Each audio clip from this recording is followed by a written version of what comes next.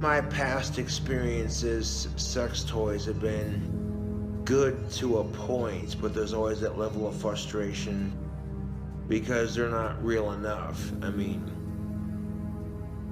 you know. I mean, if you want to get a sex toy because you're going through a dry spell, no judgment on my part, dude. But you're better off waiting patiently for the right one to come along. I know it sounds challenging, but believe me, that just creates a lot of awkward shit. You know what I'm saying? Like, you got some pocket pussy or some dildo stacked away in your drawer, whatever the fuck you're into. And then you meet the one, and then they stumble across it like, oh hey, what's this? Tee hee hee hee. Oh, that was before I met you, I swear.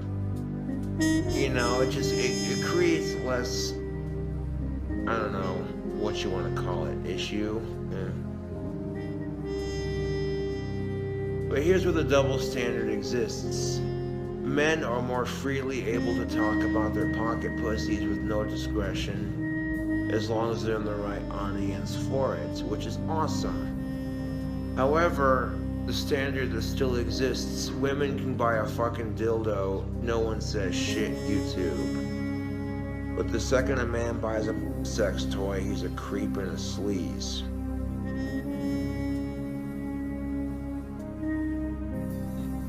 I'm like, okay, men and women have desires, adult men and women have, you know, sexual needs, and that being said, if the person they're getting with is of age and it's consensual, who the fuck cares, you know? That's what I'm saying. But if you're not getting laid, and you want to buy a goddamn sex toy to help with your dry spell, there shouldn't be a fucking judgment behind it, you know? That's...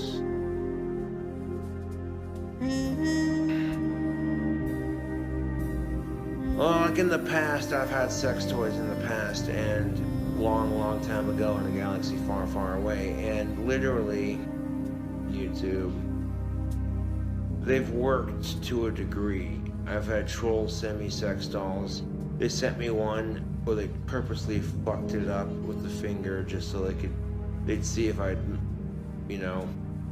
Then they send me one that's way too fucking small just to see if I'll mess with it, because they wanted views. And I see, I know when I'm getting trolled, and sometimes I'll roll with it because people want to laugh at me for some ungodly reason, but there you go.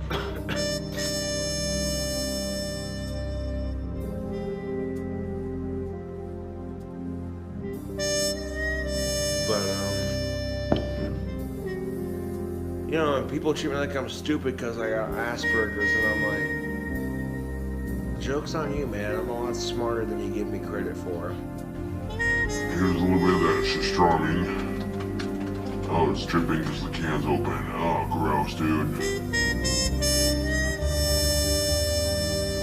Now, if you have a situation where your parents are getting a divorce and you have two separate homes, the thing you have to realize, both parents love you unconditionally, you know. It's never one loves you more than the other. That's bullshit, you know.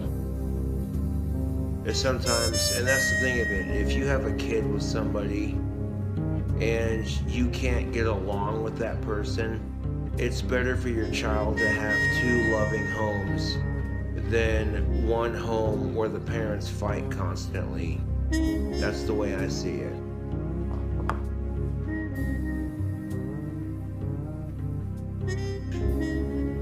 But I get it. Well, like, I've been through that, dude. Like, when your parents get a divorce, it's one of those things that when you're a kid you don't understand, but when you're much older and you have a bigger grasp on things, you tend to be like, okay. Sometimes when adults hook up, the relationships don't last very long, so, you know. But,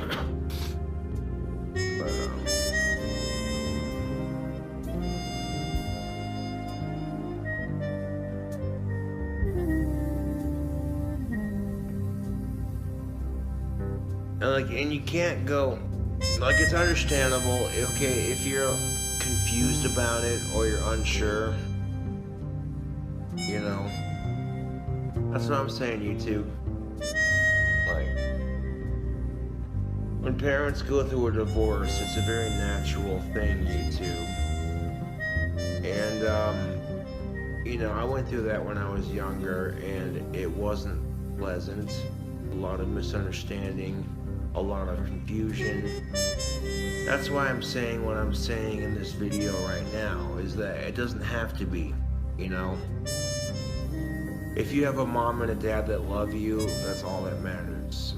You know, if you have to go to 2 separate homes, who cares? You know, that's all that matters. You know what I'm saying? Sometimes family is all you got, YouTube. That's the truth.